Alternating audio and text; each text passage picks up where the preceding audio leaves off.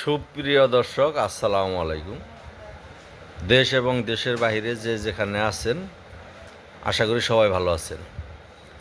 তা আমি একটু আলোচনা করতেছিলাম লামিসা এবং সোহাগের বিষয়ে। আমার যে সকল ভিডিও ভাইরাল হয়েছে, এর মধ্যে কিছু সংখ্যক বন্ধু, আমি বলবো তারা আমার ভালোবাসার লোক, যারা নেগেটিভ সাইডে কিছু কমেন্ট করেছেন, মন্তব্য করেছেন। আপনাদের এই নেগেটিভ মন্তব্যের কারণেই হয়তো ভিডিওগুলি আরও বেশি ভাইরাল হয়েছে। তার জন্য আপনাদের প্রতি ধন্যবাদ জানাই। আমি প্রথম বলব, যারা আমাকে বলেছেন যে আপনি যদি লামিসার বাবা হইতেন, আর লামিসার মতো মেয়ে যদি আপনার হইতো, আপনার মেয়ে যদি কোথাও চলে যেত, আমি তাদের উদ্দেশ্যে বলতে চাই যে যদি সোহাগ আপনার ছেলে হইতো, আপনার ভাই হইতো, আপনার ভাতিজা হইতো, নির্দোষভাবে যদি কারা নির্যাতিত হইতো, তাহলে আপনাদের পদক্ষেপ কী ছিল? আপনারা কি করতেন? যখন দেখলাম একটা ছেলে 3 মাস কারাভোগ করতেছে বিনা অপরাধে, কি একটা মেয়ের সাথে সে প্রেম করছে, মেয়েটা তার বাড়িতে 4 বার চলে আসছে, সেখানে মেয়ের কি কোনো ভুল ছিল না? তাই যেহেতু আমাদের সোহাগ তো আর মেয়ের বাড়িতে যায় নাই।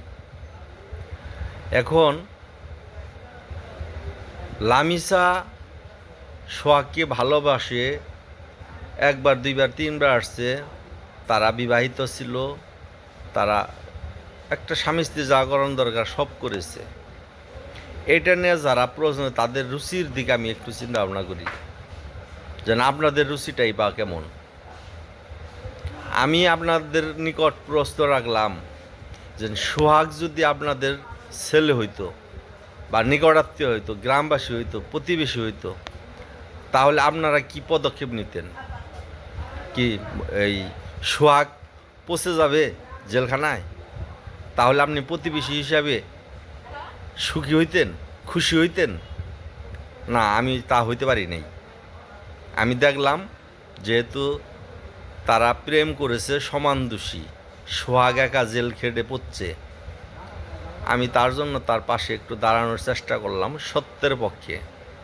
যদি সে কোনো নারী কেলেঙ্কারি, কোনো মাদক দ্রব্য, অস্ত্র, চোরাকারবারি বা কোনো অপরাধের সাথে সে জড়িত থাকতো, তাহলে তো আমি, বহু ছেলে তো অপরাধের সাথে জড়ায়, আমি তো তার পাশে যাই নাই। এখন সোহাগ জেল খাটতেছে, তাকে কারামুক্ত করতে হবে, এই উদ্দেশ্যে আমি কিছু ভূমিকা রেখেছি মাত্র। এখানে লামিসা আমার মেয়ের মতো হতেই পারে, সোহাগও তো লুমানের ছেলের মতো, আজগরের ছেলের মতো, আপনাদেরও ছেলের মতো। আপনারা কি এটা একবার ভেবেছেন? কি ফেসবুকে এসে 2টা গালি দিলেন আর খুব বাহাদুর হয়ে গেলেন?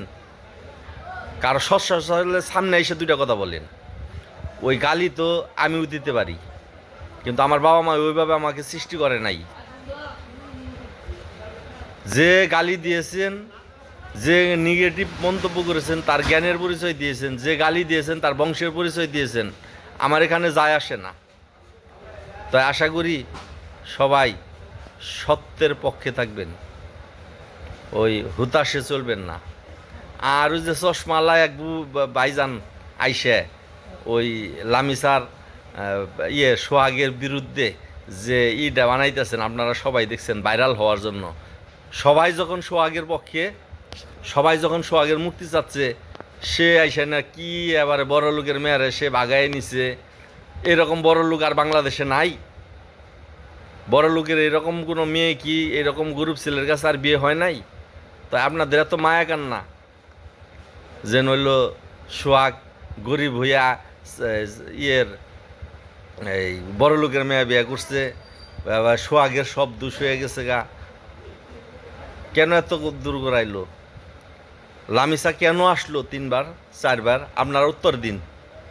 কি তারা কি লুমানের বাবা কি জ্ঞান দেয়া তার লালন পালন করতে পারে নাই? শুধু টাকার পিছনে দৌড়াইছে, সন্তানকে হয়তো সেইভাবে লালন পালন করে নাই, এই জন্যে তারও বাধ্য হয়েছে। এর জন্য তার ব্যর্থতা। এটা তো সোহাগের ব্যর্থতা না, আমাদের গ্রামবাসীর ব্যর্থতা না।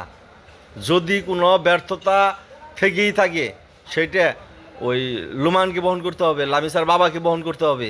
সে তার সন্তানকে সেইভাবে গাইড করতে পারে নাই, বড় করতে পারে নাই। এর জন্য তার অবাধ্য হয়ে সে বারবার আসছে। এর জন্য কি আমরা দোষী? আমরা কি ফেসবুকে দুইটা নেগেটিভ কথা বলে আবার ভাইরাল হওয়ার চেষ্টা করেন? আমরা কি ভাইরাল হওয়ার জন্য গেছি? যাই হোক, অনেক কথাবার্তা বললাম।